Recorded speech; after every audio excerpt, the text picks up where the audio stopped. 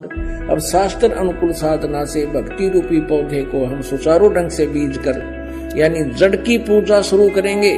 पूर्ण परमात्मा की साधना से आपको इतना सुख हो जाएगा, आप सोच भी नहीं सकते कि भगवान इतना सुख देता है। अपने आत्माओं, परमात्मा कहते हैं कि सतगुरु संगत छोड़ के चाहे लाख वर्ष जप कीन, इंद्री कर्म ना मोक्ष होवे फिर काल के अधीन। जो भक्त कुछ दिन इस भक्ति को करके किसी भी कारण से दुर्भाग्य उनका होता है, वो विमुख हो जाते हैं, वो भक्ति यहाँ से यहाँ आना छोड़ देते हैं, गुरुजी से उसका अपना संपर्क समाप्त कर लेते हैं। और वो कुछ एक ऐसे नालायक थे, अनजान अनाड़ी थे, वो कहने लगे कि हम तो घर पे भक्ति कर लेंगे।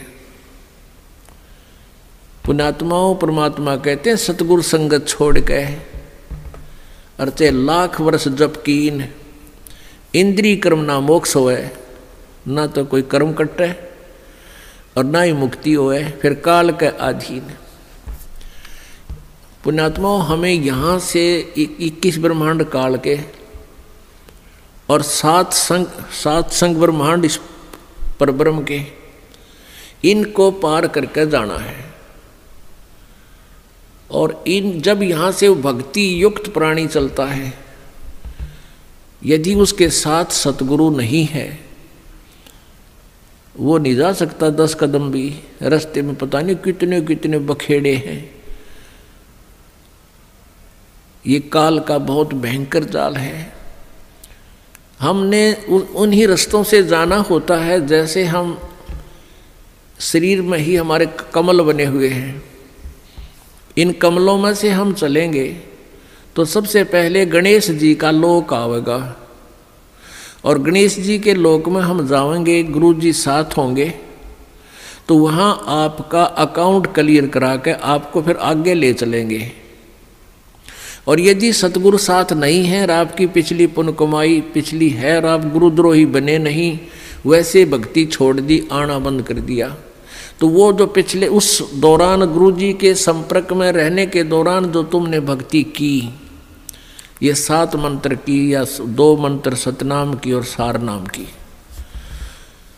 तो गणेश जी का जो जाप आपको दिया जाता है उन 7 प्रथम मंत्र में, उस मंत्र की कमाई से आप जी पहले गणेश जी के लोक में जाओगे। और वहाँ पर इतने नाच गाने डांस, बड़ी पता नहीं कितने हर तरह की, यानी आत्मा वहाँ जाती है तो उसका सूक्ष्म शरीर होता है, स्त्री जाती है तो स्त्री वाला ही होता है, पुरुष जाता है तो पुरुष वाला ही होता है। तो प्रत्येक लोक में जाते ही वहाँ हर तरह के नाचने गाने बकवाद, तो अकाउंट कराना तो भूल जाते हैं, उस रेस्टोरेंट में भ्रमित हो जाते हैं।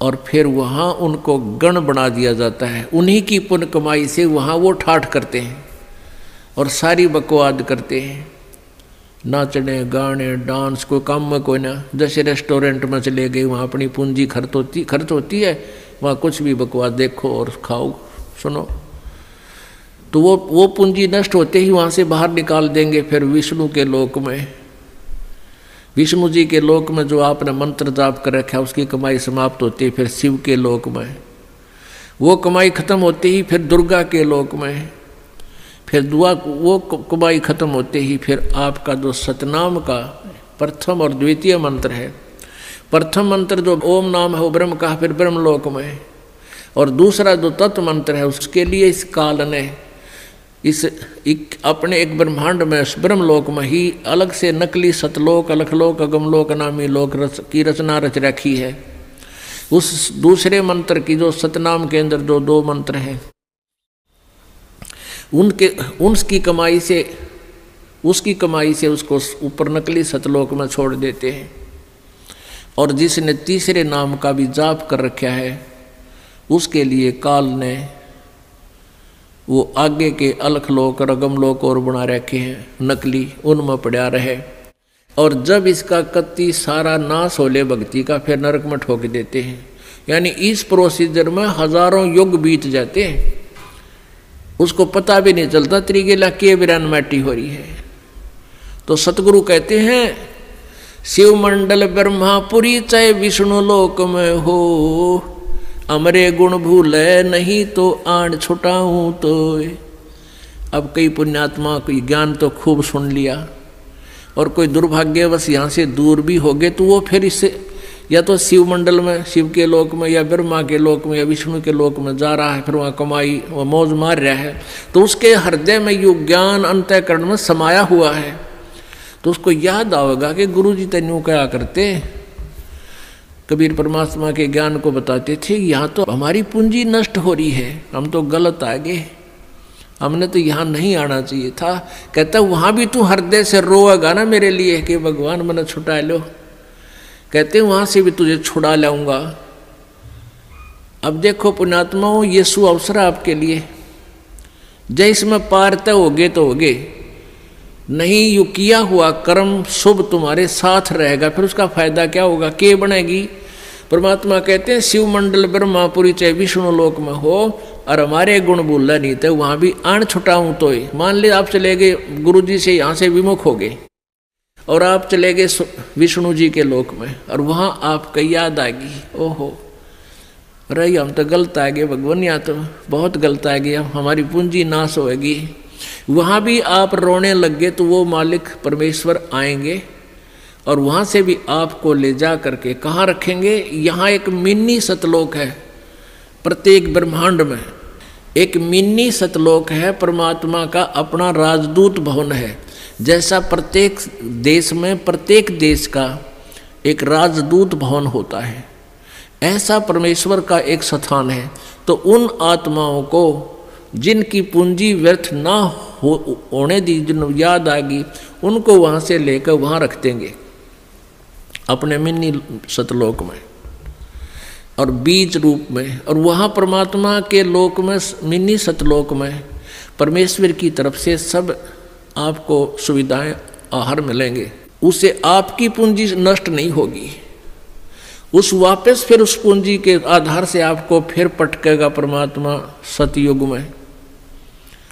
सतयुग में आप हजारों लाखों वर्ष जियोगे, लेकिन साधना गलत करोगे, क्योंकि आप नीचे आने के बाद भगवान की कति नहीं मानते और जैसा भी काल ने भ्रमित कर रखा है वही साधना पर लगे रहोगे। लेकिन वो सुविधाएं, वो सुख आपको होंगे पूर्व जन्म की कमाई से, भक्ति से। और आप सोच रहे होगे कि मैं जो भक्ति कर रहा हूँ, ये साधना कर रहा हूँ, मुझे इसी से सुख है। इस प्रकार सतयुग त्रेता द्वापर में आप अपने पुण्यों का नाश कर लोगे, कभी राजा बनोगे, कभी पृथ्वीपति बनोगे, कभी स्वर्ग में जाओगे हैं, और फिर आप कलयुग में होगे। और कलयुग में आपका मानव जन्म होगा, फिर यही प्रोसीजर फिर होगा आपको, फिर कभी आकर के हजारों लाखों युगों के बाद ये सुअवसर प्राप्त होगा। जो परमात्मा की शरण में नहीं रह पाए, अभी आपको बताया दो प्रकार भक्ति नाश होता है। एक तो परमात्मा से विमुख हो गए और उन्होंने अपने सभी मंत्रों की कमाई ऊपर ब्रह्मालोक, विष्णुलोक, शिवलोक, दुर्गालोक, ब्रह्मलोक और अलखलोक, अगमलोक में, नकली में समाप्त कर दी।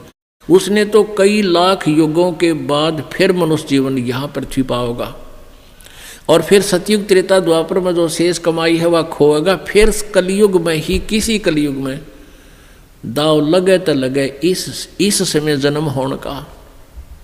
एक दूसरा वो होगा जो परमात्मा याद आ गया विष्णु लोक में जाकर, उसको परमात्मा ले गए छुड़ा कर अपने रख लिया मिनी सतलोक में और वहाँ से फिर पटक दिया। तो वो भी सतयुग से जन्म लेता हुआ बीच में राजा, चक्रवर्ती राजा, पता नहीं के बन के अपने पुण्यों को बहुत को नष्ट फिर भी कर लेगा। और फिर कलयुग में इसी समय बिचली पीढ़ी में ही दाव लगेगा, लगे तो लगे ना भी लगे।